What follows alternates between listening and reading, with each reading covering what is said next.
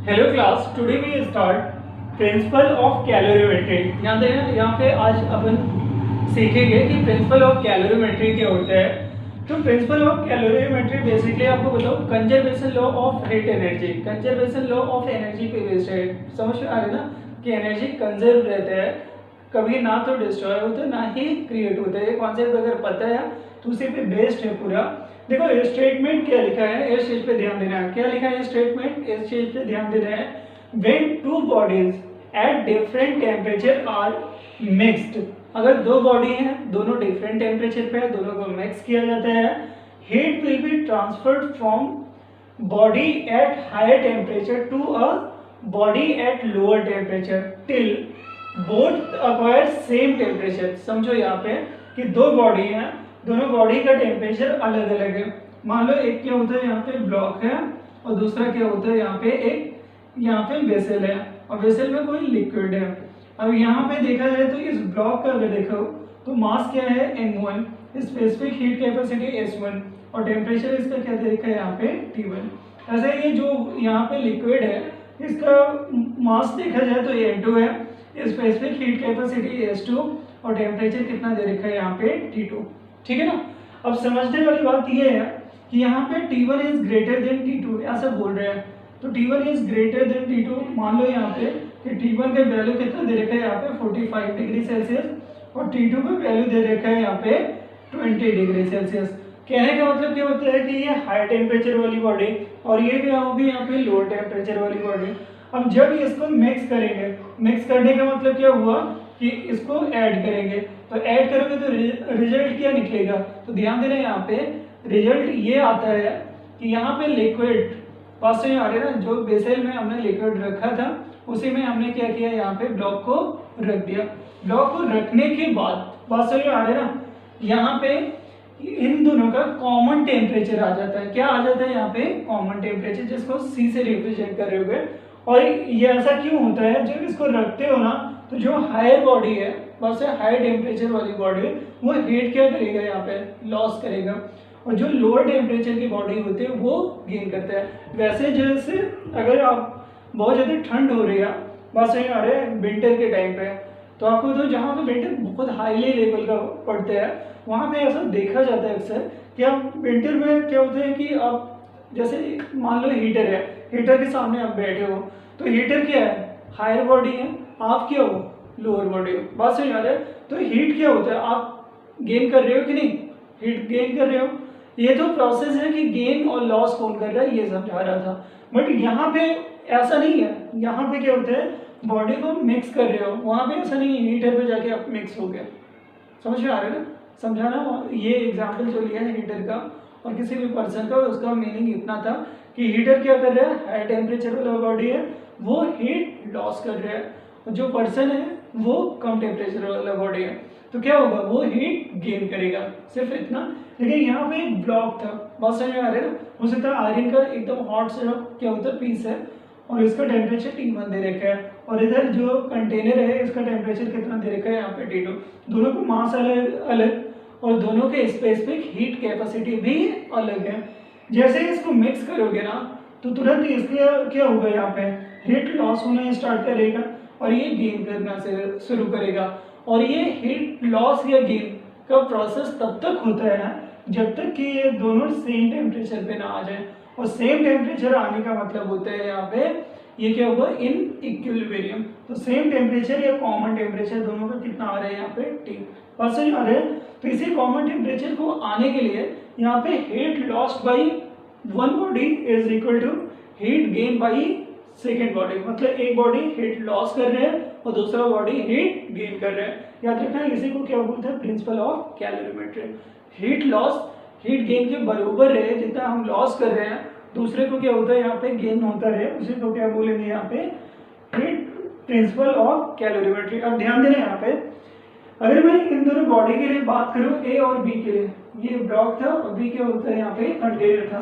तो value heat lost का देखो यहाँ पे, तो हीट लॉस्ट का वैल्यू अगर देखा जाए तो यहाँ पे क्या लिखोगे।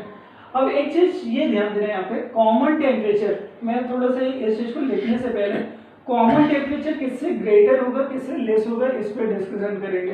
बात समझ आ रहा है?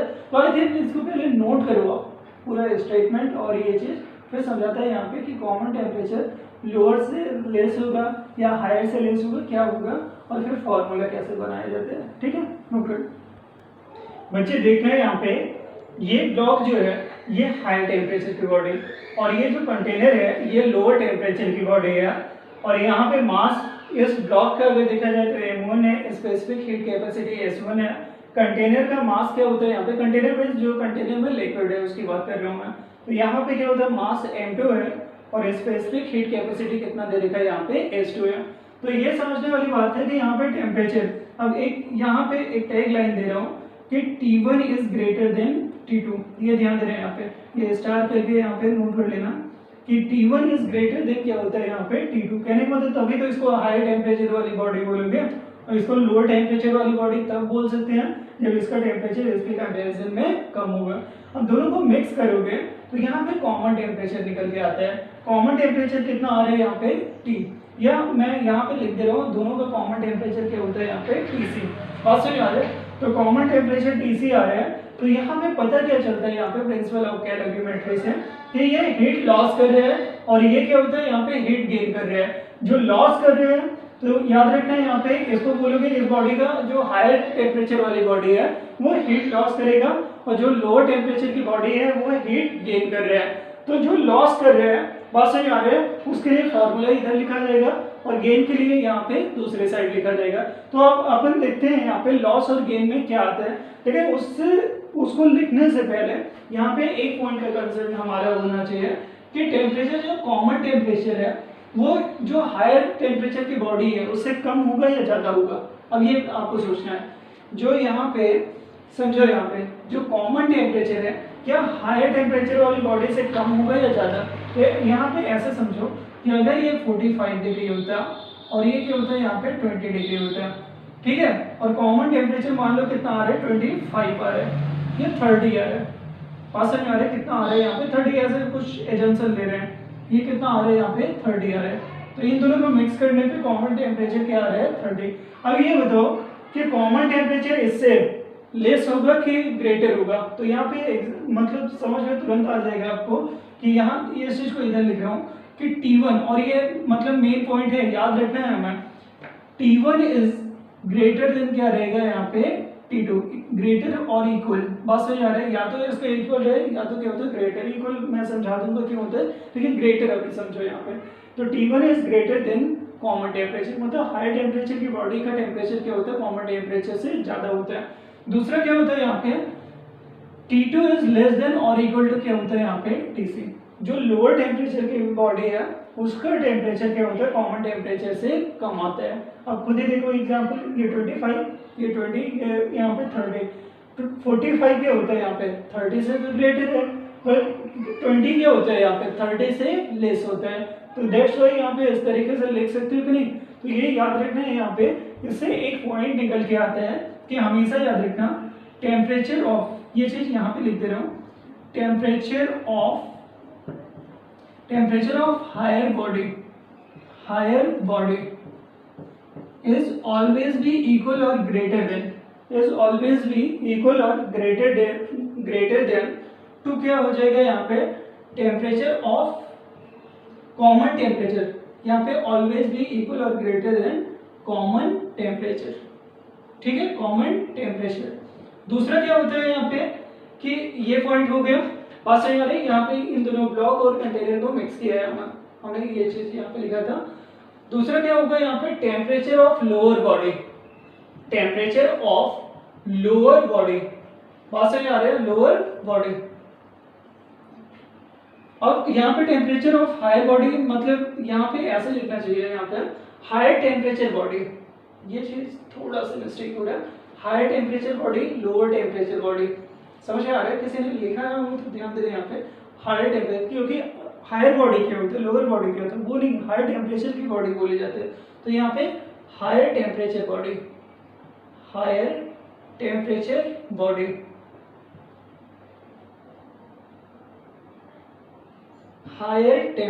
एक मिनट जस्ट, यहाँ पे हायर टेम्परेचर बॉडी, ठीक है। दूसरा क्या होता है यहाँ पे, lower temperature body. Lower temperature body, ये लैंग्वेज में लिख दे रहा हूं ताकि याद रहे। यहाँ पे लोअर टेम्परेचर बॉडी का यहाँ पे देखा जाए तो वैल्यू ऑलवेज लेस और इक्वल टू क्या होता है यहाँ पे, कॉमन टेम्परेचर। फर्स्ट में क्या होता है यहाँ पे, कॉमन टेम्परेचर।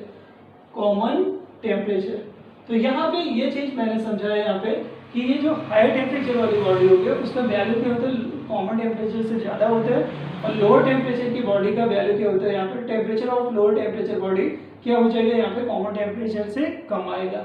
अब यहाँ पे अगर ये चीज़ समझ में आ रही है तो यहाँ पे ये फॉर्मूला लिख सकते हो। अब फॉर्मूला लिखते हुए हीट लॉस्ट, हीट लॉस करेंगे तो देखो हीट का वैल्यू क्या होता है, delta Q is equal to M S delta T. और एम एस डेल्टा टी में याद रखना यहाँ पे M S T2 minus T1 लिखा जाता है, फाइनल टेम्परेचर माइनस इनिशियल। ये यहाँ पे T1 T2 नहीं लिखता हूँ क्योंकि T1 T2 ऑलरेडी अपन ने ले लिया है, फाइनल माइनस इनिशियल, तो बेहतर तरीके से समझ में आएगा। तो यहाँ पे हीट लॉस कौन कर रहा है, ब्लॉक कर रहा है या यहाँ पे कंटेनर का लिक्विड कर रहा है, तो आंसर क्या होता है यहाँ पे, ब्लॉक कर रहा है। तो delta Q of block is equal to delta Q of क्या हो जाएगा यहाँ पे, लिक्विड, जो कंटेनर में लिक्विड है। अब डेल्टा क्यू फॉर ब्लॉक क्या लिखोगे, तो यहाँ पे मास ऑफ ब्लॉक कितना दे रखा है यहाँ पे, m1। मास ऑफ ब्लॉक क्या दे रखा है यहाँ पे, m1। देखो यहाँ पे स्पेसिफिक हीट कैपेसिटी कितना दे रखा है, T1।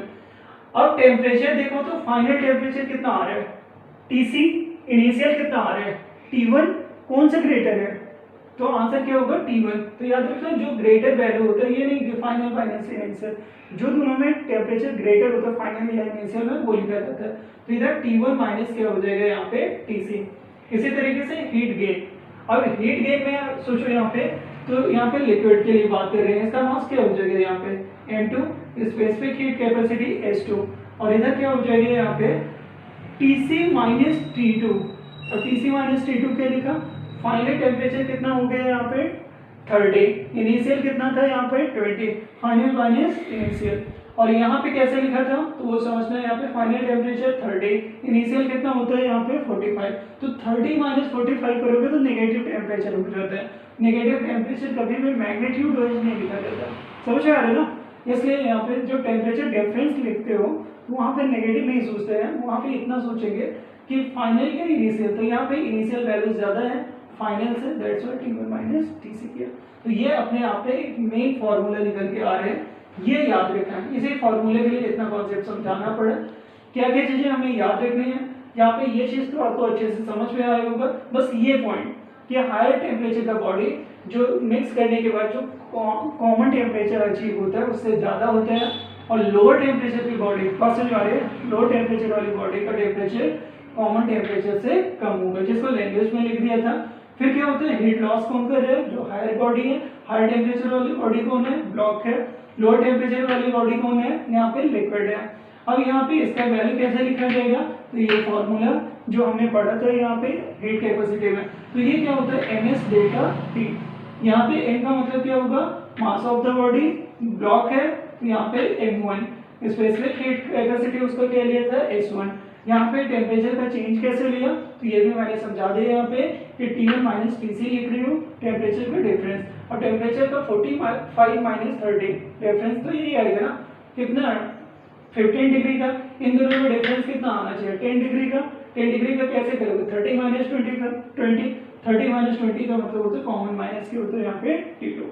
नोट करो, देखना बच्चे यहाँ पे प्रिंसिपल ऑफ कैलोरीमेट्री हमेशा बेस्ड होता है कंजर्वेशन ऑफ हीट एनर्जी। याद रखना कभी कभी ऑब्जेक्टिव क्वेश्चन आता है तो it is based on conservation of heat energy, ये भी याद रखना। सारे पॉइंट मैंने समझाए थे, ये भी जरूरी था समझाना कि यहाँ पे प्रिंसिपल ऑफ कैलोरीमेट्री किस पे बेस्ड होता है, तो यहाँ पे कंजर्वेशन ऑफ हीट एनर्जी पे। अगर ये चीज समझ में आ रहा होगा तो एक एग्जाम्पल लेता हूँ जिससे प्रिंसिपल ऑफ कैलोरीमेट्री और अच्छे से समझ में आए। नोट करने से देखना बच्चे, प्रिंसिपल ऑफ कैलोरीमेट्री पे बेस्ड फर्स्ट प्रॉब्लम। यहाँ पे 100 gram of liquid A at 20 degree Celsius, जिसका स्पेसिफिक हीट कैपेसिटी दे रखा है ए का, is mix with 50 gram of liquid B at 100 degree Celsius. और यहाँ पे इसका देखा जाए तो दे रखा है यहाँ पे specific heat capacity. Determine the equilibrium temperature of mixture. कहने का मतलब इक्विलिब्रियम टेम्परेचर का मतलब क्या बोल रहे हैं यहाँ पे, डिटरमाइन करो यहाँ पे कॉमन टेम्परेचर। तो निकालना क्या है हमें, कॉमन टेम्परेचर का वैल्यू। अब समझो यहाँ पे दो लिक्विड लो, आप यहाँ पे समझने वाली बात ये है कि यहाँ पे दो लिक्विड ए और बी, ठीक है ना, दोनों को मिक्स कर रहे हैं, दोनों का टेम्परेचर अलग अलग है। इसका टेम्परेचर कितना दे रखा है 20 डिग्री सेल्सियस, इसका टेम्परेचर कितना दे रखा है 100 डिग्री सेल्सियस।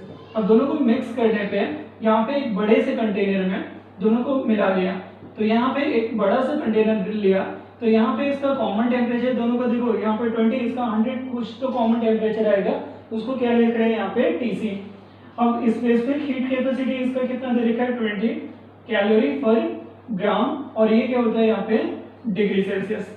और इधर क्या होता है, इसका कितना स्पेसिफिक हीट कैपेसिटी दे रखा है 40 कैलोरी पर ग्राम डिग्री सेल्सियस। इतना समझ में आ रहा है। तो यहाँ पे TC का वैल्यू निकाला जा सकता है। अब कैसे निकालोगे, तो वही अपना कॉन्सेप्ट यहाँ पे, हीट लॉस करेगा एक, दूसरा गेन करेगा। अब लॉस कौन करेगा, तो सोचो कौन सा हाई टेम्परेचर की बॉडी है इन दोनों में, डेफिनेटली बी है। गेन किसको होगा, तो यहाँ पे ए को, क्योंकि लोअर टेम्परेचर बॉडी है। तो हीट लॉस्ट बाय, ऐसे लिख सकते हैं यहाँ पे, हीट लॉस्ट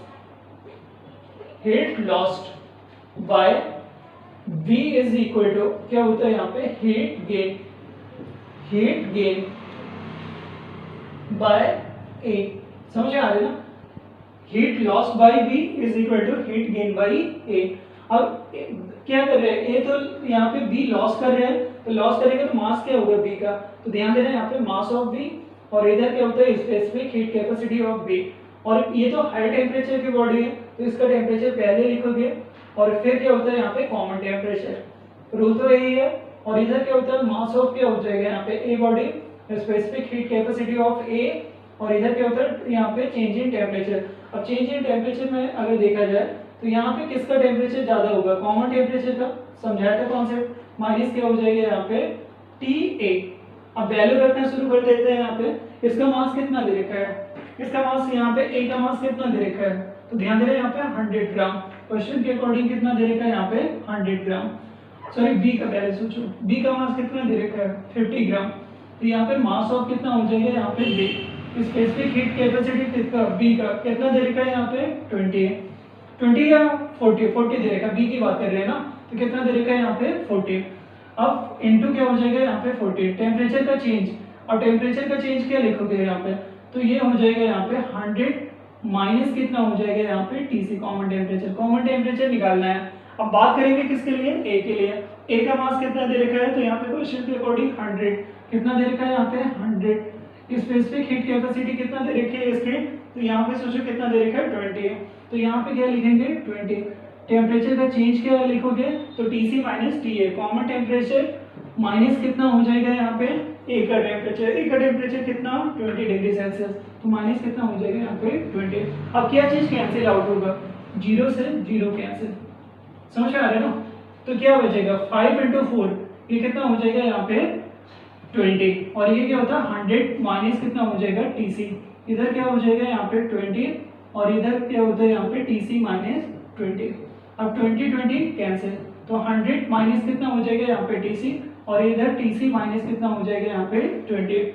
अब इतना अगर नोट कर ले हो तो वीडियो को पॉज करना, मैं इधर रफ कर रहा हूँ क्योंकि नीचे लिखूंगा तो समझ में नहीं आएगा, इस चीज को मैं रफ कर रहा हूँ, ठीक है, मैं इस चीज को रफ कर रहा हूँ, अब समझना है। यहाँ पे ये कितना आ रहा है 100 माइनस TC, और इधर क्या आ रहा है TC माइनस कॉमन टेम्परेचर जिसे बोल रहा हूँ मैं 20। अब TC को एक साइड करोगे तो 2TC इज इक्वल टू कितना हो जाएगा 100, और ये इधर आएगा तो प्लस हो जाएगा कितना 120, ये इधर माइनस इधर जाके प्लस हो जाएगा, ऐसे लिखता हूँ मैं TC, ये माइनस वाला इधर जाके प्लस हो जाएगा TC, तो ये कितना हो जाएगा 2TC, तो 2 से कैंसिल करोगे तो 60 बचेगा इज इक्वल टू TC, तो TC बिकम्स टू कितना हो जाएगा यहाँ पे 60 डिग्री सेल्सियस। कौन सा ऑप्शन सही है, A B C D, तो डेफिनेटली यहाँ पे C option is the right option, note करने से।